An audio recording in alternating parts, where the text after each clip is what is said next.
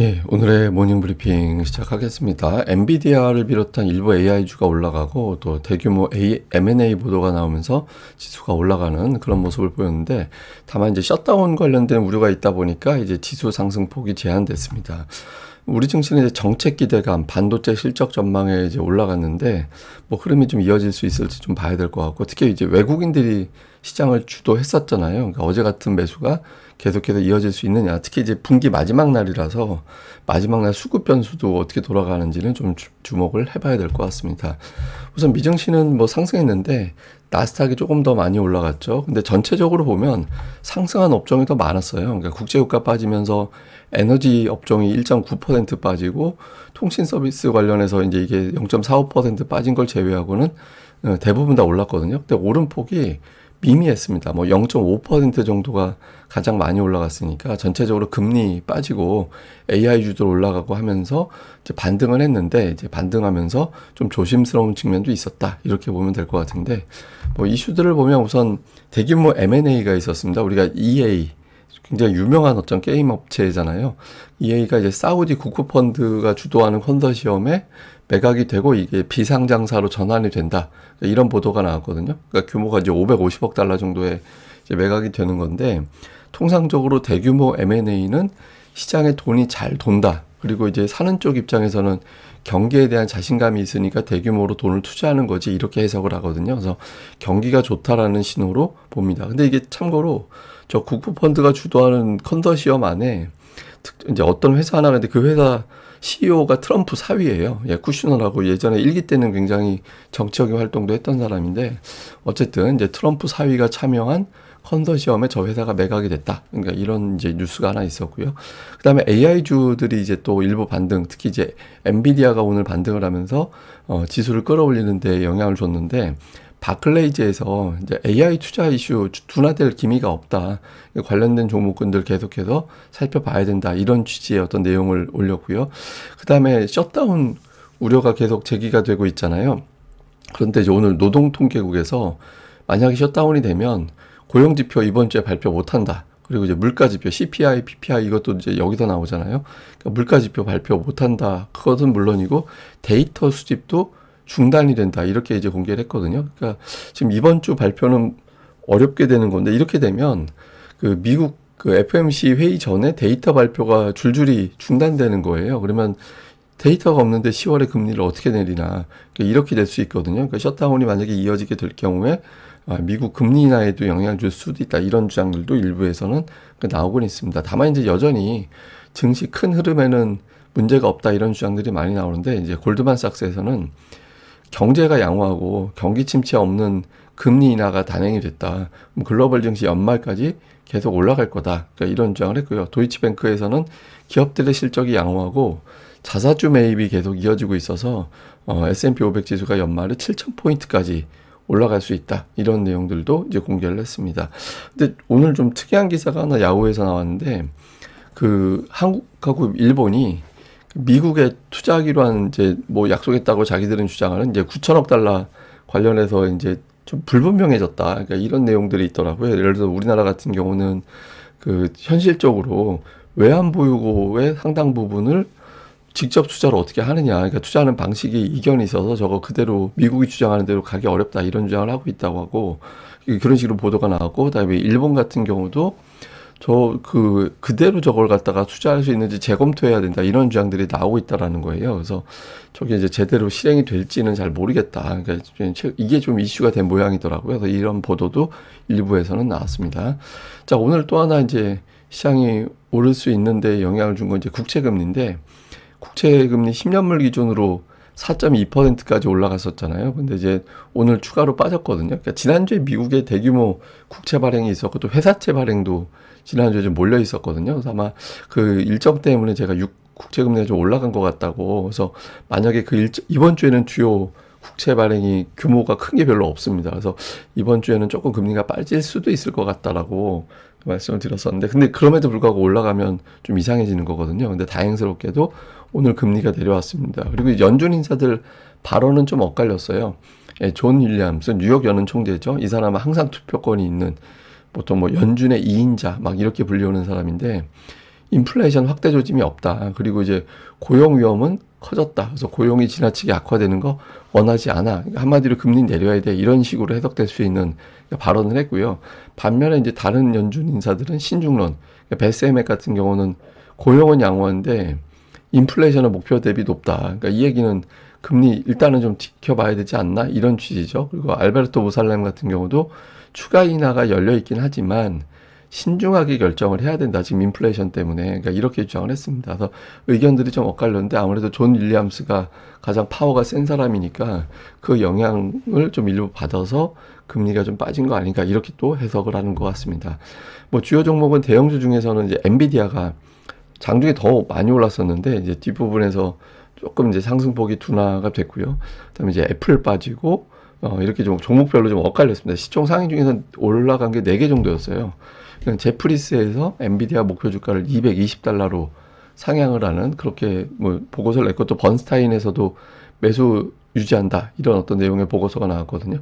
그리고 오늘 램 리서치가 또 주가가 제법 올랐는데 도이치에서 이제 목표 주가 150달러로 상향한다고 그렇게 나왔고, 그다음에 이제 애플은 빠졌잖아요. 그러니까 제프리스에서 아이폰 판매, 새로운 아이폰이 좀 판매가 되게 잘 되긴 했는데 좀 속도가 정체되는 것 같다. 그러니까 이제 보통 주문하고 대기일이 며칠이냐 이거 가지고 가늠을 하는데 미국에서는 이제 대기일이 제로가 됐대요. 그러니까 주문하면 바로 사는 걸로. 그래서 이게 조금 속도가 떨어진 거 아닌가 뭐 이렇게도 해석을 하는 것 같더라고요. 그리고 특징적으로는 영화 관련주가 트럼프가 이제 해외에서 제작된 영화는 100% 관세 부과한다 이렇게 하면서 빠졌고, 또 이제 트럼프가 노년층한테 대마가 건강에 좋다는 거예요. 대마 일부 성분이 건강에 도움이 된다 또 이런 발언을 하면서 또 대마 관련주는 급등을 했습니다. 그리고 이제 실적 발표 이후에 이제 부진했던 마이크론 테크놀로지가 오늘 4.2% 올라온 것도 특징 중에 하나였습니다. 근데 이제 최근 들어서 보면 미국이 좀 부진해요. 그러니까 이게 주요국 증시 그러니까 보여주는 거거든요. 뭐 일본이라든가 일본 제외한 아시아, 뭐 영국, 캐나다 등등 보면 미국이 올해 들어서 올라가긴 했는데 가장 부진한 그런 모습을 보이고 있거든요. 참고로 우리나라는 달러 기준으로 거의 50% 올라온 상태라서 우리나라가 제일 튀는 편이고, 근데 주요국 증시 이렇게 쭉 보면 이제 올라간 순서대로 그러니까 유럽이 제일 강한 편이고 이렇게 돼 있는데 이제 미국이 가장 못 올라가는 그런 형태가 되어 있죠. 그나마 사상 최고치 경신하긴 하는데 가장 부진하다. 이게 뭔가 좀 트럼프가 정책을 좀 잘못하고 있구나 이런 점을 보여주는 측면이 있죠. 근데 어쨌든 우리 증시는 지난주 금요일에 급락세를 일단 일부 절반 정도 만회하는 그런 모습이 나왔거든요. 근데 이게 이제 자칫 잘못하면 그러니까 8월과 같은 그러니까 이제 쭉 올라오다가 8월에 보면 이제 그 큰 하락 나오고 그 다음날 반등하고 또 올라갔다가 이제 박스권에 갇히는 그런 모습이 나온 적이 있었잖아요. 그래서 자칫 잘못하면 그런 흐름으로 갈 수도 있죠. 예, 뭐 미국의 관세 압박이라든가 이런 것들 때문에 저런 구도로 갈 수도 있기 때문에 향후에 근데 이게 추석 연휴 끝나고 나서가 되게 중요한 것 같아요. 그래서 제가 보기에는 삼성전자 잠정 실적이 그 이후에 바로 나오니까 삼성전자가 여기서 이제 그 돌파를 해줄 수 있느냐 이 여부도 중요한 변수 중에 좀 하나가 되지 않을까 싶고, 근데 이제 외국인들 매매하는 걸 좀 잘 보면 어제 같은 경우 그 대형주에 집중을 하는 그런 모습을 보였거든요. 그러니까 대형주 집중하고 중형주 순매도, 소형주는 순매수 이렇게 좀 엇갈렸잖아요. 그러니까 외국인 투자자들이 여전히 대형주를 매수하고 있기 때문에 흐름상으로는 괜찮아 보이다. 다만 이제 보시면 외국인 투자자들의 어떤 매매 동향인데 그전에는 9월 중순까지는 일관되게 매수가 쭉쭉 들어갔잖아요. 근데 최근에는 오락가락하죠. 그러니까 매수도 했다가 매도도 했다가 이게 오락가락하거든요. 그래서 이게 이제 외국인들의 일관된 매수, 일주일에 3일 이상 매수가 들어오는 일관성 있는 매수가 들어오지 않으면 시장은 제가 뭐 그런 표현 계속 드립니다만 치고받고, 그러니까 계속 끌어올리기만 할 수 있는 게 아니라 계속 치고받고 장세로 가게 되거든요. 그래서 지금은 약간 이제 시장 자체가 이제 치고받는 오르고 내리고가 반복되는 그런 흐름이 나오기가 쉽다. 그래서 외국인들이 주 3일 그다음에 연속적인 순매수 이런 것들이 이어지는지 여부가 아까 제가 말씀드렸던 박스권 조짐을 벗어나는 그런 계기가 될 수 있을 거다. 그 흐름이 나오는지를 좀 봐야 될 걸로 보여집니다. 그 다음에 이제 또 하나는 이제 코스닥 시장인데, 코스닥은 제가 뭐 몇 번 보여드렸습니다만은 이제 뭐 7월에도 8월에도 한 6% 중반되는 조정 사이클 나오고 그 다음에 올라갔다. 근데 이번에 이제 5.5% 정도 조정이었으니까 이 근처에서 돌리는 게 좋다. 왜냐하면 그 이상 빠지면 신용이 터진다라고 제가 걱정을 했잖아요. 근데 이제 지금 보시면 최근에 신용잔고 추이가 좀 계속 올라가고 있거든요. 그래서 신용이 증가되고 있는 상태에서 만약에 증시 지수 기준으로 한 7% 빠지면 종목들은 10% 이상, 두 자릿수 이상 빠지는 종목이 속출한다는 얘기가 되고, 그렇게 되면 신용이 터지고 그 신용 때문에 또 하락하고, 하락하면서 신용은 또 터지고, 이런 악순환이 될 수도 있거든요. 근데 다행스럽게도 일단 지난주 금요일 저점으로 만들려는 시도들이 있어서, 그게 이제 거기서 만약에 더 빠져도 제 생각에 한 810 정도 왔다 갔다 하는 정도까지 밀려 내려가면 상당히 신용이 많이 터질 수도 있습니다. 그래서 일단 방어가 된 그런 지수대를 이제 이번 주에 계속해서 위에서 이제 머물게 되는지를 잘 봐야 될 것 같습니다. 이제 참고로 최근에 코스닥의 주요 종목들 추세를 좀 비교해 보면, 그 알테오젠이 계속 하락하다가 이제 어제 코스피 이전 상장에 대한 어떤 절차가 또 진행이 된다더라라는 거 해석이 되면서 올라갔죠. 제가 이제 61선이 되게 알테오젠 중요한 자리 같다고. 이제 근데 일단 61선에서 튕겨 올리는 그런 변화는 나왔고요. 그다음에 로봇주가 하루씩 올라가고 그 다음에 며칠 조정받고 이런 패턴이 나오고 있거든요.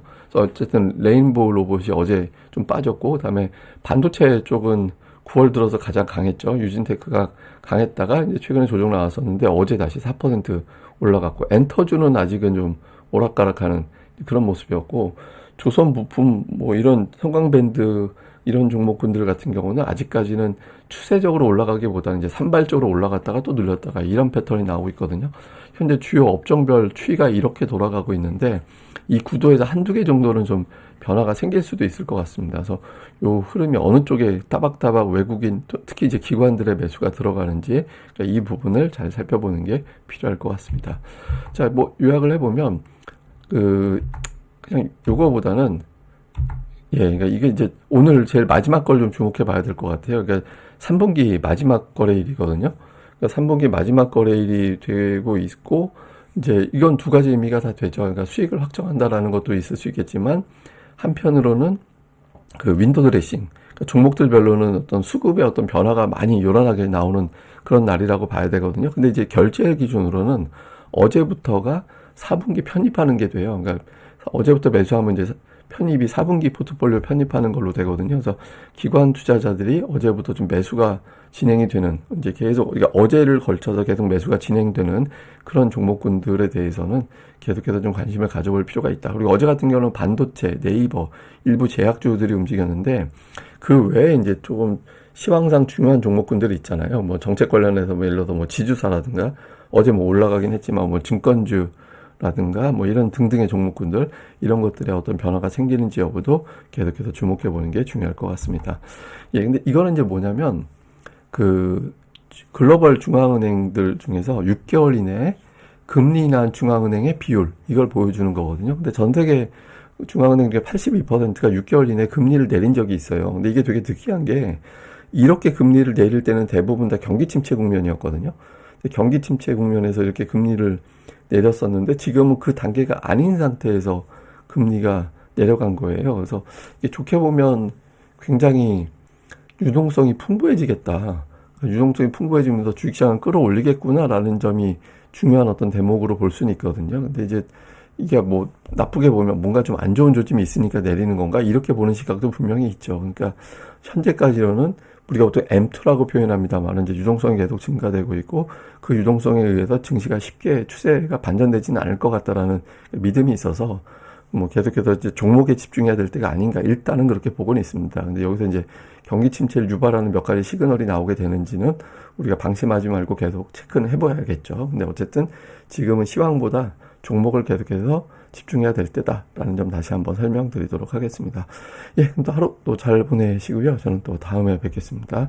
이 방송 구독하기와 좋아요, 예, 꼭 좀 부탁드립니다. 감사합니다.